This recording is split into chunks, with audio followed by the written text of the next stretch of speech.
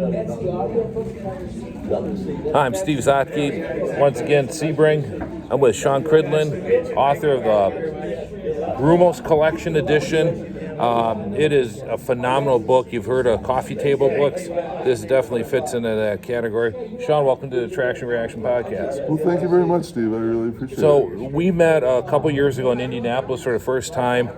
You were with Hurley Haywood selling his book. I was with David Hobbs with his book, Hobbo.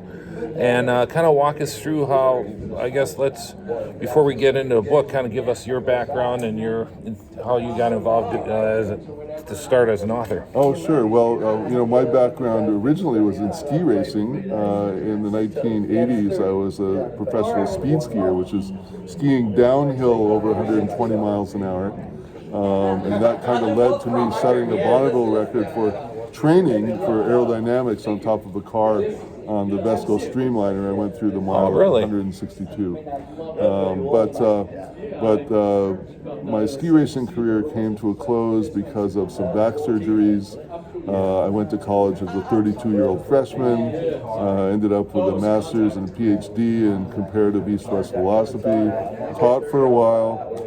In 2004, I made a life move with my significant other, and while I was unemployed and homeless, I bought a Porsche.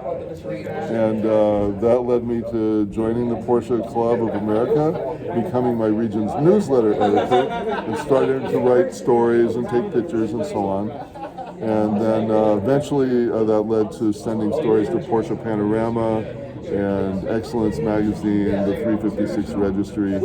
And so I had amassed quite a number of articles by 2014 when a friend of mine asked me to come to Daytona to take pictures of his historic team. And amongst the drivers were Hurley Haywood and Patrick Long.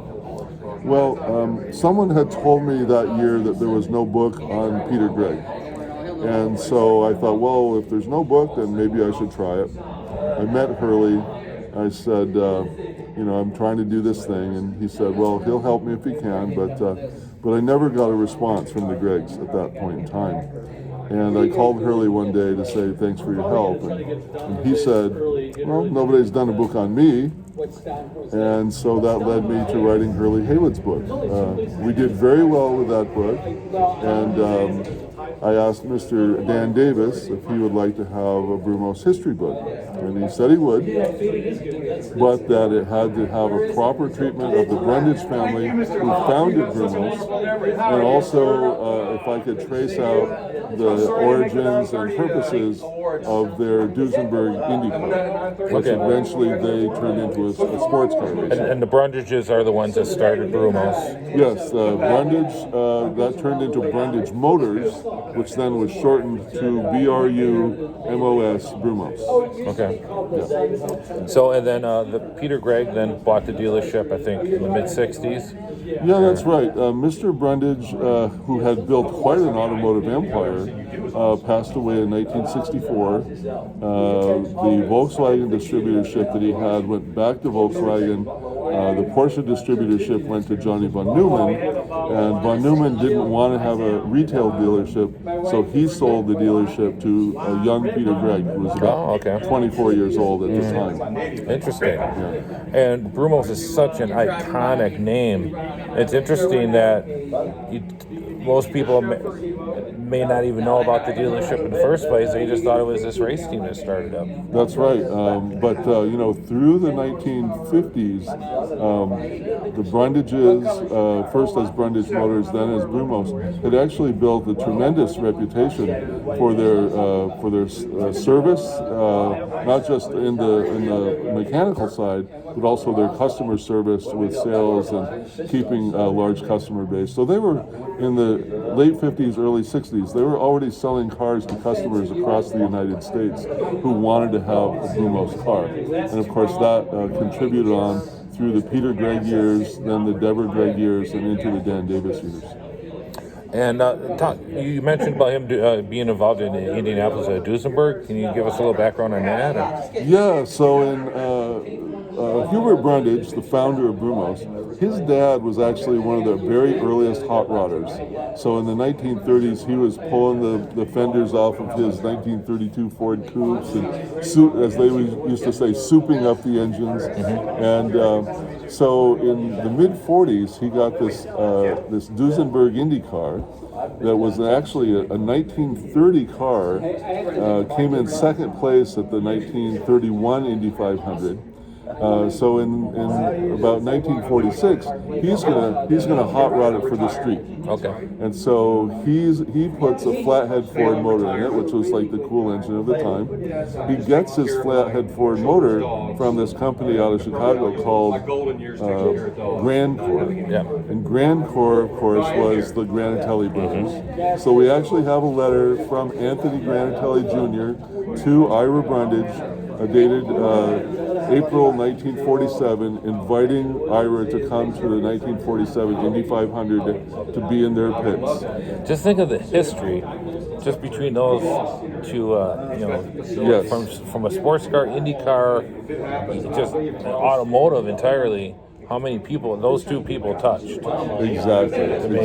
And what's so cool about it is that while he's at Indianapolis, he meets the founders of SCCA, who are there seeking sanction from AAA for their upcoming race at Watkins Glen in 1948. So he meets those guys. In June of 1947, in the SCCA magazine, Ira Brundage is a brand new member. He races his car at the 1948 Watkins Glen Grand Prix. He's 62. The car is 18 at that point. They don't do well. They take the car home. He completely re-engineers the car. He puts George Huntoon in it for the 1950 Palm Beach Shores Grand Prix, and they win the race. They beat the Colliers, the Cunninghams, the Kimberleys, all the hot two SCCA drivers of the day, driving Allards and Jaguars and so on, and totally upset the cart, not just for the race, but for the whole year. Not only are they competitive, but the SCCA is afraid that they're going to have these specials dominating their races. So by the end of the year, they outlaw that car. But at the last race of the season at Watkins Glen, it just so happens that Max Hoffman and Briggs Cunningham are driving around the village showing off these new cars called Porsches. And that's where Hubert Brundage falls in love with the Porsche and can't be without it. Excellent. That is really fascinating.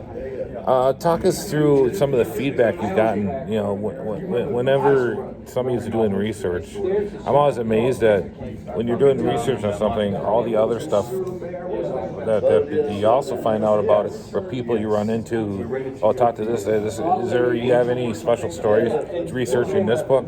Oh gosh, yeah. Well, I can tell you that one of the favorite stories of the history of Brumos, as well as our Hurley book earlier, was how Peter discovered Hurley Haywood at a parking lot autocross.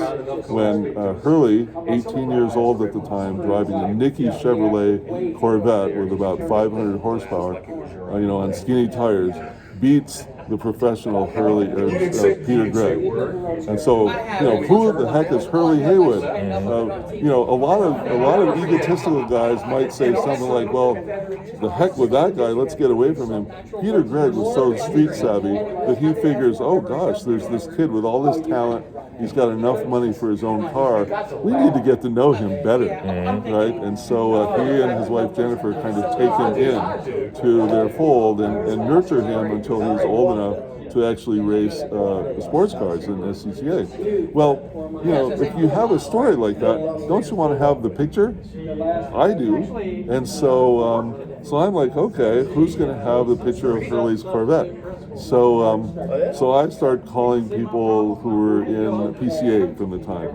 Well, PCA didn't really have autocrosses at the time, but SCCA did. Okay, so I find somebody who was in the SCCA in 1968. Well, yeah, but we're pretty sure that, it happened, but we don't have pictures. But there's a guy we know in the Corvette Club who who might know, right? So you call that guy. Well, I don't, but this other guy, and you go through that for like 10 different steps until finally you call a guy who lives in Tennessee and he's got the pictures. Tennessee, go figure. Yeah. Yeah, one of the fascinating things about Hurley is Dan Gurney drove 11 races before he was in Formula One. I'm always amazed at guys that can progress so quickly. Hurley was one of those guys at such a young age going into one of the most powerful cars ever, the 917K. Yes. And what was really remarkable about that is not only that he made that jump from a car that basically had 280 horsepower to another car that had 1180 horsepower. And so he was able to adapt to that. But he also had help from Mark Donahue, who took him under his wing and really kind of talked him through that whole process. The other competitors in the season were very gracious to him, although they were probably a little resentful. I mean, because you have to remember, besides Mark Donahue, you had Jody Scheckter, who was a future world champion, driving Vasek Pollock's cars. You had David Hobbs driving the McLaren M20 that was champion just a couple years earlier. You had George Fulmer, who had won the Can-Am Championship the year before, right? So you have a bunch of guys who are really strong veterans, and you got this kid, right, who's just jumped out of 914s. But what's great about that is it's that experience and that adaptability that proves to Porsche just a couple of years later that in fact he's the guy that they want as the American driver in their car in 1977 with Jackie Eakes and Jürgen Barth, because he can obviously drive pretty much anything. Very good. And how many? This is a huge book. Maybe if we could pull this, take a little look at it. How many pages is this? Including the collector's edition, it's 1,600 pages with 2,900 images. Yeah, it's a beautiful, beautiful book. I highly recommend it. And how can they get the book? Well, I'm here all weekend here in Sebring, or you can go to thebrumosbook.com and you can order it and it will come right to your door, which isn't such a bad thing because it weighs 27 pounds. And the Brumos Collection is online, so they can probably link through that too. Yes, that's right. Yeah. And if you haven't seen it, the Brumos Collection, wonderful. Dan Davis has done a phenomenal job.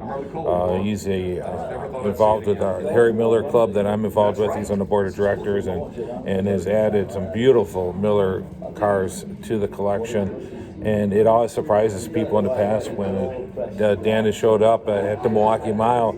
A lot of people were surprised to see Hurley Haywood, and Hurley gets a kick out of driving a 1927 Miller or whatever he's driving that weekend for Mr. Davis, and it's one of his favorite weekends of the year. So you show up at Milwaukee for the Miller Club, you might see Hurley Haywood. It's really fascinating. So Sean, we certainly appreciate it. Thanks a lot. Yeah, thank you very much. I highly recommend the book. Yeah, much and the Hurley Haywood book too. So.